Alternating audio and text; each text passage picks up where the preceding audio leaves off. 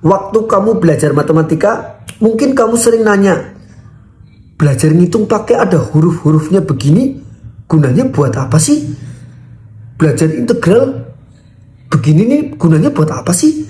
Terus belajar vektor kayak gini nih, gunanya buat apa sih? Dan lain-lain sebagainya gitu ya kan. Nah, mungkin guru kamu masih mau nih ngasih gambaran contoh ya penggunaan nyata di kedepannya, misalkan ya kayak, oh nah integral ini nanti gunanya buat ngitung kayak volume ya, volume benda-benda ya yang bentuknya itu tidak beraturan ya, ya pasti beraturan sih ya maksudnya, yang misalkan kayak vas bunga misalkan ya. Nah, atau misalkan, oh nah nanti ini vektor ini gunanya bakal kepake nih waktu kamu belajar fisika misalkan buat menghitung resultan gaya ya. Walaupun kamu juga setelah dikasih tahu begitu mungkin juga belum ada gambaran, wah apa sih resultan gaya gitu ya, terus kehidupan buat sehari-hari itu apa gitu ya kan. Nah tapi mungkin saja guru kamu masih mau memberikan penjelasan nih kegunaan topik ini buat apa nanti kedepannya ya. Nah tapi mungkin ya nggak semua pertanyaan-pertanyaan itu kamu punya jawabannya atau dikasih jawabannya ya. Ya jadi misalkan kamu sedang belajar ini ya, nah, tapi kamu tanya ke guru, ini gunanya buat apa sih nanti? Mungkin guru kamu nggak langsung jawab ya ini gunanya buat apa ya. Nah, tapi apakah itu bisa dijadikan alasan buat kamu ya buat malas belajar matematika yang terkait dengan materi ini gitu ya kan? Oh saya juga nggak tahu gunanya buat apa. Begitu? Ya, coba deh kamu inget-inget lagi ya waktu kamu belajar berhitung tambah kurang kali bagi misalnya ya. Apakah kamu udah kebayang tuh gunanya belajar hitung-hitungan itu untuk kehidupan sehari-hari ya? Nah, mungkin kamu baru punya gambaran ketika kamu udah mulai mengenal nilai uang ya, misalkan ya kamu mau beli jajan nih ya kan? Oh ternyata pakai uang ya kan? Ternyata kamu juga harus bisa ngitung nih ya, misalkan, oh aku beli permen segini, harganya segini, berarti totalnya berapa nih yang harus saya bayar? Uang saya kurang apa enggak? Nah ya kamu baru ngerasa tuh nanti ada kembalian apa enggak ya kan. Oh ternyata gini tuh gunanya belajar berhitung. Nah dari situ kamu baru ngerasa tuh kegunaan dari berhitung ya. Oke. Nah tapi kan itu kalau ngitung Pak ya memang gunanya banyak sehari-hari ya, kita ke pasar, kita kemana-mana itu kan kepake Pak. Nah kalau kayak trigonometri misalkan ya kan, emangnya di pasar kita bakal ditanya tuh sama tukang sayur, woi kamu ya bikin sin 30 derajat berapa gitu ya kan. Kan enggak Pak ya kan, terus gunanya buat apa dong kita belajar trigonometri? Ya, nah gini nih penjelasannya ya, semakin ilmu itu semakin masih dasar ya, maka penggunaannya memang semakin luas dan mudah ditemui ya di kehidupan kita sehari-hari ya.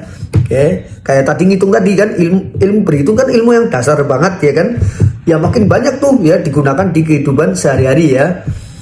Tapi semakin ilmu itu semakin dalam ya, penggunaannya pasti semakin sempit ya. Hanya untuk bidang-bidang tertentu ya. Ya, namun sangat diperlukan untuk pengembangan bidang tersebut ya.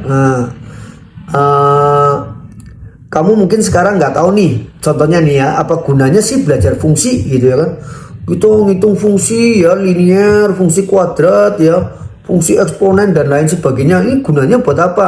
Waktu kamu belajar mungkin kamu nggak punya gambaran sama sekali gunanya buat apa. Tapi nanti waktu kamu misal belajar ilmu ekonomi deh ya, kamu bakal ketemu nih namanya metode peramalan kuantitatif misalnya. Di situ kamu akan tahu tuh bahwa suatu tren pasar ya dapat diprediksi dengan kurva fungsi dengan menggunakan namanya teknik regresi. Waduh, makin bingung lagi nih apa gitu ya kan. Tapi pada saat kamu belajar itu ya, waktu kamu ngambil jurusan ekonomi, waduh nyesel nih, saya kurang mendalami tentang fungsi ya kan. Wah ya kan. Nah misalkan lagi kamu mesti protes lagi lah Pak, tapi gimana kalau saya nggak mau jadi ekonom misalkan ya, atau saya nggak ngambil jurusan ekonomi, apakah saya masih harus belajar semua topik matematika yang nanti nggak ada hubungannya dengan disiplin ilmu yang mau saya ambil? Kan nggak perlu kan Pak harusnya. Nah pertanyaannya lagi nih, dari mana kamu bisa tahu kalau kamu bakal butuh atau bakal nggak butuh topik matematika ini untuk disiplin ilmu yang bakal kamu ambil nanti. Lah, wong kamu aja belum masuk ke dalam disiplin ilmu itu ya kan. Lalu mungkin kamu juga bakal protes lagi nih, misalkan, Pak, kalau saya kan nanti mau jadi gamers, misalkan ya, ini cita-cita anak zaman now kan kebanyakan begitu ya, atau jadi YouTuber gitu ya kan. Lalu apa gunanya saya belajar integral, vektor, trigonometri?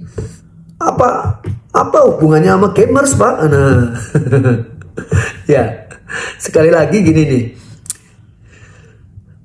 Pertanyaannya kembali lagi nih, kamu yakin kamu bakal jadi gamers nanti? Yakin 100% kamu bisa meramalkan kehidupan masa depan kamu nanti ya?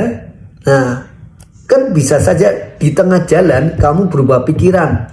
Misalkan kamu berubah pikiran, aku pengen jadi si pembuat gamenya deh, misalkan ya. Nah, pembuat game ya itu nggak gampang itu ya, itu jelas butuh ilmu programming, misalkan kalau misalkan bikin programnya gitu ya kan, atau ilmu desain grafis ya kan. Nah, itu banyak butuh disiplin-disiplin ilmu dasar lainnya ya kan, seperti matematika ya kan. Nah, atau bisa jadi di tengah jalan kamu mulai ngerasa bosen dengan game, kan bisa aja kamu mulai tertarik bidang lain nih ya kan.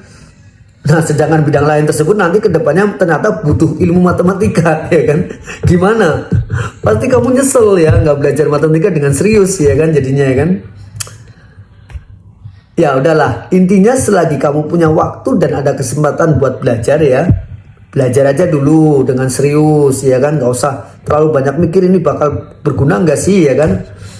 Intinya nggak akan ada ruginya kamu belajar ya. Ibaratnya gini nih, ibaratnya kamu punya gunting di dapur ya, itu lebih baik daripada kamu nggak punya gunting ya kan. Karena siapa tahu suatu saat kamu butuh gunting ya di dapur itu, misalkan untuk motong atau untuk buka bungkus ya kan ya. Tapi walaupun nanti mungkin misalkan kamu jarang sekali butuh gunting itu, atau bahkan mungkin kamu nggak pernah butuh sama sekali gunting itu, seenggaknya siapa tahu suatu saat nanti kamu tetap butuh ya kan. Jadi punya gunting di dapur masih lebih baik daripada kamu nggak punya gunting ya, selagi ada kesempatan kamu punya gunting itu ya kan. Oke ya, ngerti ya maksudnya ya. Ya, jadi berhentilah terlalu banyak bertanya-tanya ini gunanya buat apa, ini gunanya buat apa ya. Selagi kamu punya kesempatan belajar, belajar saja ya. Oke, dadah, bye bye.